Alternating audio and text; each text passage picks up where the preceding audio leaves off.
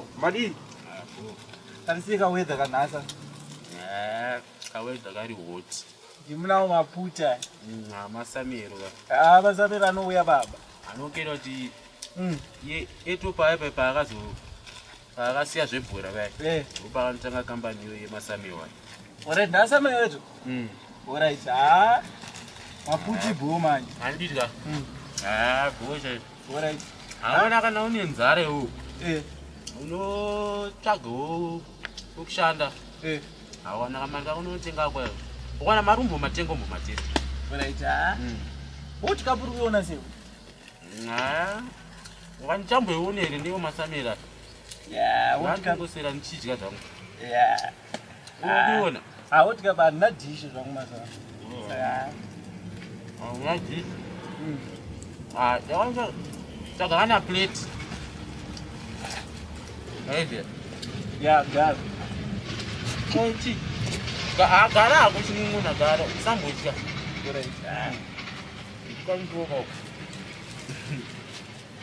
Matopedza mudara. Andiwa. Pekrese nderenyu here. Yerangu. Gara. Unokutya. Gara. Unongoziva kuti mazuva ano ndikachanduka dika kanongodo une 2 kg yako yeshuga sobva uchipekere masamirira hacho zvinonyatsoendeka.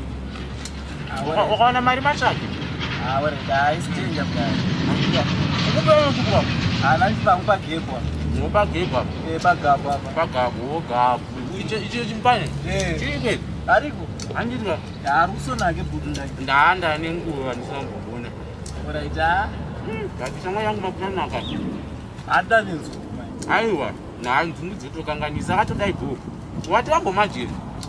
Maya. Ndaenda nenguva ndambokutestesa but panhasi but wakashinga. Watosvika kwagabu kusenzeni uno. Unongoziva semageto youths hatina zvekuita muraini. Handidwa? Hachiripo. Hachiripo. Abhutsu yako inyama kuti. Watanga ndikuzviona. Wakubhutsu futi.